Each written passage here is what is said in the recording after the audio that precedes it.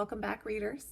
Today we're going to read chapters 3 and 4 from Because of Winn Dixie. Chapter 3. I started in on Winn Dixie right away, trying to clean him up. First, I gave him a bath. I used the garden hose and some baby shampoo. He stood still for it, but I could tell he didn't like it. He looked insulted the whole time, and he didn't show me his teeth or wag his tail once. After he was all washed and dried, I brushed him good. I used my own hairbrush and worked real hard at all the knots and patches on his fur stuck together. He didn't mind being brushed. He wiggled his back like it felt pretty good. The whole time I was working on him, I was talking to him, and he listened. And I told him how we were alike. See, I said, you don't have any family, and neither do I. I've got the preacher, of course, but I don't have a mama. I have one, but I don't know where she is. She left when I was 3 years old. I can't hardly remember her, and I bet you don't remember your mama much either. So we're almost like orphans. Winn Dixie looked straight at me when I said that to him, like he was feeling relieved to finally have somebody understand his situation. I nodded my head at him and went on talking. I don't even have any friends, because I have to leave them all behind when we moved here from Watley. Watley's up in North Florida. Have you ever been to North Florida? Winn Dixie looked down at the ground like he was trying to remember if he had. You know what? I said. Ever since we moved here, I've been thinking about my mama extra hard, more than I ever did when I was in Watley. Winn Dixie twitched his ears and raised his eyebrows. I think the preacher thinks about my mama all the time, too. He's still in love with her. I know that because I heard the ladies at the church in Watley talking about him. They said he's still hoping she'll come back, but he doesn't tell me that. He won't talk to me about her at all. I want to know more about her, but I'm afraid to ask the preacher. I'm afraid he'll get mad at me. Winn Dixie looked at me hard, like he was trying to say something. What? I said to him. He stared at me. You think I should make the preacher tell me about her? Winn Dixie looked at me so hard, he sneezed. I'll think about it, I said. When I was done working on him, Winn Dixie looked a whole lot better. He still had his bald spots, but the fur that he did have cleared up nice. He was all shiny and soft. You could still see his ribs, but I intended to feed him good, and that would take care of that. I couldn't do anything about his crooked yellow teeth because he got into a sneezing fit every time I started brushing them with my toothbrush, and I finally had to give up.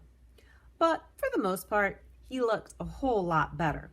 And so I took him into the trailer and showed him to the preacher. Daddy, I said. Said the preacher. He was working on a sermon and kind of muttering to himself. Daddy, I wanted to show you the new Winn Dixie. The preacher put down his pencil and rubbed his nose, and finally he looked up. Well, he said, smiling real big at Winn Dixie. Well now, don't you look handsome? Winn Dixie smiled back at the preacher.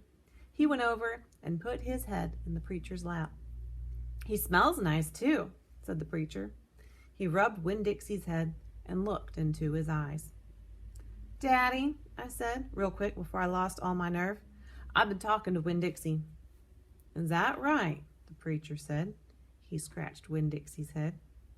I've been talking to him, and he agreed with me that since I'm 10 years old, you should tell me 10 things about my mama. Just 10. That's all. The preacher stopped rubbing Winn Dixie's head and held real still. I could see him thinking about pulling his head back into his shell. 1 thing for each year I've been alive, I told him. Please? Winn Dixie looked up at the preacher and kind of gave him a nudge with his nose. The preacher sighed. He said to Winn Dixie, I should have guessed you were going to be trouble. Then he looked at me. Come on, Opal, he said. Sit down, and I'll tell you 10 things about your mama. Chapter 4. 1, said the preacher. We were sitting on the couch, and Winn Dixie was sitting between us. Winn Dixie had already decided that he liked the couch a lot. "One," said the preacher again. Winn Dixie looked at him kind of hard. "Your mama was funny. She could make just about anybody laugh." "Two," he said. "She had red hair and freckles." "Just like me," I said. "Just like you," the preacher nodded. "Three, she liked to plant things. She had a talent for it. She could stick a tire in the ground and grow a car." Winn Dixie started chewing on his paw, and I tapped him on the head to make him stop. "Four," said the preacher. "She could run fast. If you were racing her, you couldn't even let her get a head start because she would beat you for sure." I'm that way too," I said. "Back home in Watley, I'd race Liam Fullerton and beat him, and he said it wasn't fair because boys and girls shouldn't race each other to begin with. I told him he was just a sore loser." The preacher nodded. He was quiet for a minute. "I'm ready for number 5, I told him. "5, he said. "She couldn't cook. She burned everything, including water. She had a hard time opening a can of beans. She couldn't make head nor tails of a piece of meat." 6, the preacher rubbed his nose and looked up at the ceiling. Winn Dixie looked up too. "Number 6 is that your mama loved a story. She would sit and listen to stories all day long. She loved to be told a story. She especially liked funny ones, stories that made her laugh." The preacher nodded his head like he was agreeing with himself. "What's number 7, I asked. "Let's see," he said. "She knew all the constellations, every planet in the nighttime sky, every last one of them. She could name them and point them out, and she never got tired of looking up at them." "Number 8, said the preacher, with his eyes closed, "was that she hated being a preacher's wife. She said she just couldn't stand having the ladies at church judge what she was wearing and what she was cooking and how she was singing. She said it made her feel like a bug under a microscope." Winn Dixie lay down on the couch. He put his nose in the preacher's lap and his tail in mine. 10, said the preacher. 9, I told him. 9, said the preacher. She drank. She drank beer and whiskey and wine. Sometimes she couldn't stop drinking, and that made me and your mama fight quite a bit. Number 10, he said with a long sigh. Number 10 is that your mama loved you.